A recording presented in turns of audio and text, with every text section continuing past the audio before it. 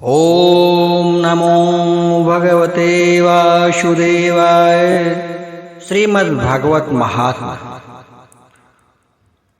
कृष्णं नारायणं वन्दे, कृष्णं वन्दे व्रजप्रियं, कृष्णं द्वैपायनं वन्दे, कृष्णं वन्दे पृथाश्रुतम्। अथ प्रथमो अध्याय। देवर्षि नारद की भक्ति से भेंट। सच्चिदानंद स्वरूप का भगवान श्री कृष्ण को हम नमस्कार करते हैं, जो जगत की उत्पत्ति, स्थिति और विनाश के हेतु तथा आध्यात्मिक, अधिदैविक और अधिभौतिक तीनों प्रकार के तापों का नाश करने वाले हैं। जिस समय श्री सुखदेव जी का यज्ञोपवीत संस्कार भी नहीं हुआ था तथा लौकिक वैदिक कर्मों के अनुष्ठान का अवसर भी नहीं आया था, तभी उन्हें अकेले ही संन्यास लेने के लिए घर से जाते देखकर उनके पिता व्यास जी विरह से कातर होकर पुकारने लगे, बेटा बेटा तुम कहाँ जा रहे हो? उस समय वृक्षों ने तन्मय होने के कारण श्री सुखदेव जी की ओर से उत्तर दिया, ऐसे सर्वभूत हृदय स्वरूप श्री सुखदेव जी मुनि को मैं नमस्कार करता हूँ। एक बार भगवत कथामृत का रसास्वादन करने में कुशल मुनिवर शौनक जी ने नैमिषारण्य तीर्थ क्षेत्र में विराजमान महामती सूत जी को नमस्कार करके उनसे पूछा। शौनक जी बोले, सूत जी, आपका ज्ञान अंधकार को नष्ट करने के लिए करोड़ों सूर्यों के समान है। आप हमारे कानों के लिए रसायन अमृत स्वरूप सार गर्भित कथा कहिए। भक्ति, ज्ञान और वैराग्य से प्राप्त होने वाले महान विवेक की वृद्धि किस प्रकार होती है तथा वैष्णव लोग किस तरह इस माया मोह से अपना पीछा छुड़ाते हैं, इस घोर कलिकाल में जीव प्रायः आसुरी स्वभाव के हो गए हैं। विविध क्लेशों से आक्रांत इन जीवों को शुद्ध दैवी संपन्न बनाने का सर्वश्रेष्ठ उपाय क्या है? सूत जी, आप हमें कोई ऐसा शाश्वत साधन बताइए जो सबसे अधिक कल्याणकारी तथा पवित्र करने वालों में से भी पवित्र हो तथा जो भगवान श्री कृष्ण को प्राप्ति करा दे। चिंतामणि केवल लौकिक सुख दे सकती है और कल्प वृक्ष अधिक से अधिक स्वर्गीय संपत्ति दे सकता है, परंतु गुरुदेव प्रसन्न होकर भगवान का योग दुर्लभ नित्य वैकुंठ धाम दे देते हैं। सूत जी ने कहा, शौनक जी, तुम्हारे हृदय में भगवान का प्रेम है, इसलिए मैं विचार कर तुम्हें संपूर्ण सिद्धांतों का निष्कर्ष सुनाता हूँ, जो जन्म मृत्यु के भय का नाश कर देता है, जो भक्ति के प्रवाह को बढ़ाता है और भगवान श्री कृष्ण की प्रसन्नता का प्रधान कारण है। मैं तुम्हें वह साधन बतलाता हूँ, उसे सावधान होकर सुनो। श्री सुखदेव जी ने कलयुग में जीवों के काल रूपी सर्प के मुख का ग्रास होने के त्रासक अत्यंतिक नाश करने के लिए श्रीमद् भगवत शास्त्र का प्रवचन किया है। मन की शुद्धि के लिए इससे बढ़कर कोई भी साधन नहीं है। जब मनुष्य के जन्म जन्मांतर का पुण्य उदय होता है, तभी उसे इस भागवत शास्त्र की प्राप्ति होती है। जब सुखदेव जी राजा परीक्षित को यह कथा सुनाने के लिए सभा में विराजमान हुए, तब देवता लोग उनके पास अमृत का कलश लेकर आए। देवता अपना काम बनाने में बड़े ही कुशल और माहिर होते हैं, अतः यहाँ भी सब ने शुकदेव मुनि को नमस्कार करके कहा कि आप यह अमृत लेकर बदले में हमें कथामृत का दान दीजिए। इस प्रकार परस्पर विनिमय अदला बदली हो जाने पर राजा परीक्षित अमृत का पान करें और हम सब श्रीमद् भगवत स्वरूप अमृत का पान करेंगे। इस संसार में कहाँ कांच और कहाँ महामूल्य मणि तथा कहाँ सुधा और कहाँ कथा। श्री सुखदेव जी यह सोचकर उस समय देवताओं की हंसी उड़ा दी। उन्हें भक्ति शून्य कथा का अनधिकारी जानकर कथा अमृत का दान नहीं दिया। इस प्रकार यह श्रीमद् भगवत कथा देवताओं को भी दुर्लभ है। पूर्व काल में श्रीमद् भगवत के श्रवण से ही राजा परीक्षित की मुक्ति देखकर ब्रह्मा जी को भी बड़ा आश्चर्य हुआ। उन्होंने सत्यलोक में तराजू बांधकर सब साधनों को तौला। अन्य सभी साधन तौल में हल्के पड़ गए। अपने महत्व के कारण भागवत ही सबसे भारी रहा। यह देखकर सभी ऋषियों को बड़ा विस्मय हुआ। उन्होंने कलयुग में इस भागवत शास्त्र को ही पढ़ने सुनने से तत्काल मोक्ष देने वाला निश्चय किया। सप्ताह विधि से श्रवण करने पर यह निश्चय भक्ति प्रदान करता है। पूर्व काल में इसे दयापरायण सनकादि ने देवर्षि नारद को सुनाया था। यद्यपि देवर्षि ने पहले ब्रह्मा जी के मुख से इसे श्रवण कर लिया था, तथापि सप्ताह श्रवण की विधि तो उन्हें सनकादि ने ही बताई थी। शौनक जी ने पूछा, सांसारिक प्रपंच से मुक्त एवं विचरणशील नारद जी का सनकादि के साथ संयोग कहाँ हुआ और विधि विधान के श्रवण में उनकी प्रीति कैसे उत्पन्न हुई? सूत जी ने कहा, अब मैं तुम्हें वह भक्ति पूर्वक कथा सुनाता हूँ जो श्री सुखदेव जी ने मुझे अपना अनन्य शिष्य जानकर एकांत में सुनाया था। एक दिन विशालापुरी में वे चारों निर्मल ऋषि सत्संग के लिए आए। वहां उन्होंने नारद जी को देखा। सनकादि ने पूछा, ब्राह्मण, आपका मुख उदास क्यों हो रहा है? आप चिंतातुर कैसे हैं? इतनी जल्दी जल्दी आप कहाँ जा रहे हैं और आपका आगमन कहाँ से हो रहा है? इस समय तो आप उस पुरुष के समान व्याकुल जान पड़ते हैं जिसका सारा धन लुट गया हो। आप जैसे आसक्ति रहित पुरुषों के लिए यह उचित नहीं है। इसका कारण बताइए। नारद जी ने कहा, मैं सर्वोत्तम लोक समझकर पृथ्वी पर आया था। यहाँ पुष्कर, प्रयाग, काशी, गोदावरी, नासिक, हरिद्वार, कुरुक्षेत्र, श्रीरंग और सेतुबंध आदि कई तीर्थों में मैं इधर उधर विचरण करता रहा, किंतु मुझे कहीं भी संतोष देने वाली शांति नहीं मिली। इस समय अधर्म के सहायक कलयुग ने सारी पृथ्वी को पीड़ित कर रखा है। अब यहाँ सत्य, तप, शौच, बाहर भीतर की पवित्रता, दया, दान आदि कुछ भी नहीं है। बेचारे जीव केवल अपना पेट पालने में लगे हुए हैं।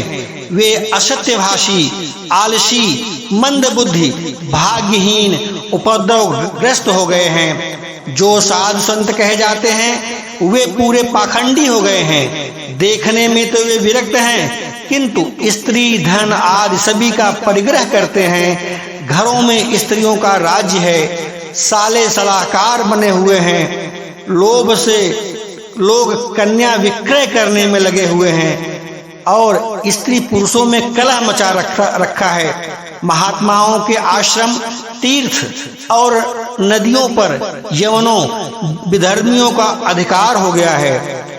उन दुष्टों ने बहुत से देवालय भी नष्ट कर दिए हैं। इस समय यहाँ न कोई योगी है और न सिद्ध और न ज्ञानी और न सत्कर्म करने वाला ही है। सारे साधन इस समय कलिरूप दावानल में जलकर भस्म हो गए हैं। इस कलयुग में सभी देशवासी बाजारों में अन्न बेचने लगे हैं। ब्राह्मण लोग पैसा लेकर के वेद पढ़ते हैं और स्त्रियां वेश्यावृत्ति से निर्वाह करने लगी हैं। इस तरह कलयुग के दोष देखता और पृथ्वी पर विचरता हुआ मैं यमुना जी के तट पर पहुंचा, जहां भगवान श्री कृष्ण की अनेकों लीलाएं हो चुकी हैं। मुनिवरों सुनिए, वहां मैंने एक बड़ा आश्चर्य देखा। वहां एक युवती स्त्री खिन्न मन से बैठी थी। उसके पास दो वृद्ध पुरुष अचेत अवस्था में पड़े जोर जोर से सांस ले रहे थे।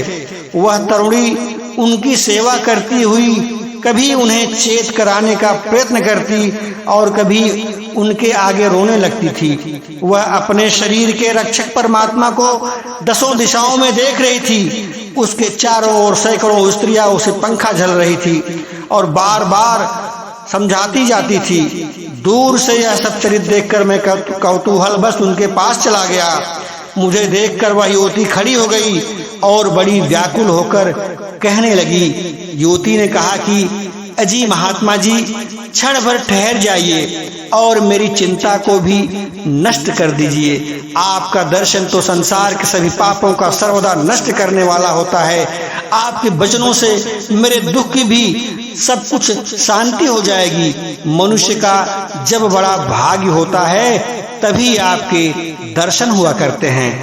नारद जी कहते हैं कि जब मैंने उस स्त्री से पूछा कि देवी तुम कौन हो, ये दोनों पुरुष तुम्हारे क्या हैं और तुम्हारे पास ये कमल नयनी देवियां कौन हैं? तुम हमें विस्तार से अपने दुख का कारण बताओ।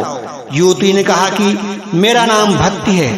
ये ज्ञान और वैराग्य नामक मेरे पुत्र हैं। समय के फेर से ही ये ऐसे जर्जर हो गए। ये देवियां गंगा जी तथा नदियां हैं। ये सब मेरी सेवा के लिए ही आई हुई हैं।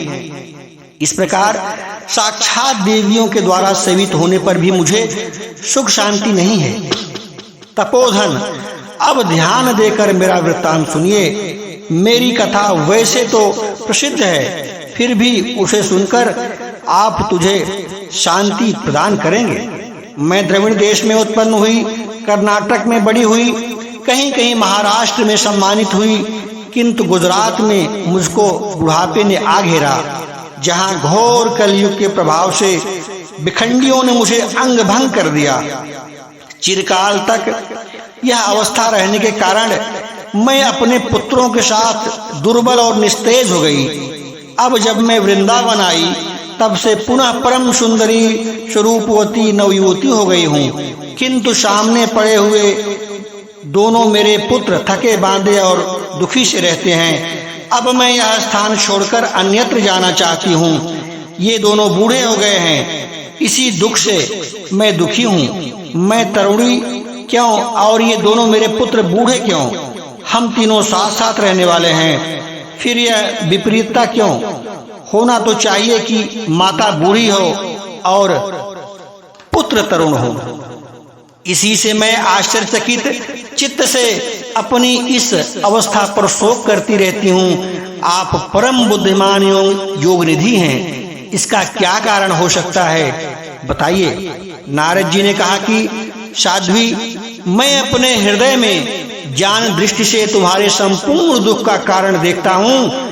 तुम्हें विषाद नहीं करना चाहिए। श्री हरि तुम्हारा कल्याण करेंगे। सूत जी कहते हैं, मुनिवर नारद जी के एक क्षणों में ही उसका कारण जानकर कहा। नारद जी ने कहा कि देवी सावधान होकर सुनो, यह दारुण कलयुग, इसी से इस समय सदाचार, योग मार्ग और तप आदि सभी लुप्त हो गए हैं। लोग सठता और दुष्कर्म में लगकर अघासुर बन गए हैं। संसार में जहां भी देखो वहीं सत्पुरुष दुख में म्लान हैं और दुष्ट सुखी हो रहे हैं। इस समय जिस बुद्धिमान पुरुष का धैर्य बना रहे वही बड़ा ज्ञानी या पंडित है।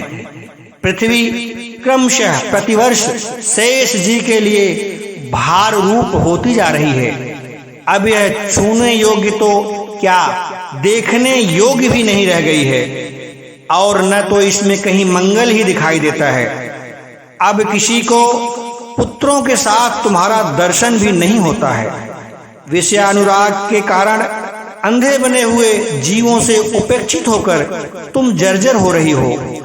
वृंदावन के संयोग से तुम फिर नवीन तरुणी हो गई हो। अतः यह वृंदावन धाम का धन्य है जहां भक्ति सर्वत्र नृत्य कर रही है। परंतु तुम्हारे इन दोनों पुत्रों का यहाँ कोई ग्राहक नहीं है, इसीलिए इनका बुढ़ापा नहीं छूट रहा है। यहाँ इनको कुछ आत्मसुख की प्राप्ति होने के कारण ये सोते से जान पड़ते हैं। भक्ति ने कहा कि राजा परीक्षित ने इस पापी कलयुग को क्यों रहने दिया? इसके आते ही सब वस्तुओं का सार न जाने कहां चला गया। करुणामय श्री हरि से भी यह अधर्म कैसे देखा जाता है? मुने, मेरा यह संदेह दूर कीजिए। आपके वचनों से मुझे बड़ी शांति मिली है। नारद जी ने कहा कि वाले, यदि तुमने पूछा है तो प्रेम से सुनो। कल्याणी, मैं तुम्हें सब कुछ बताऊंगा और तुम्हारा दुख भी दूर हो जाएगा। जिस दिन भगवान श्री कृष्ण इस भूलोक को छोड़कर अपने परम धाम को पधारे, उसी दिन से यहाँ संपूर्ण साधनों में बाधा डालने वाला कलयुग आ गया। दिग्विजय के समय राजा परीक्षित की दृष्टि पड़ने पर कलयुग दीन के समान की शरण में आया और भ्रमर के समान सारग्रही राजा ने यह निश्चय किया था कि इसका वध मुझे नहीं करना चाहिए, क्योंकि जो फल तपस्या, योग एवं समाधि से भी नहीं मिलता, कलयुग में वही फल श्री हरि के कीर्तन से ही भली भांति मिल जाता है।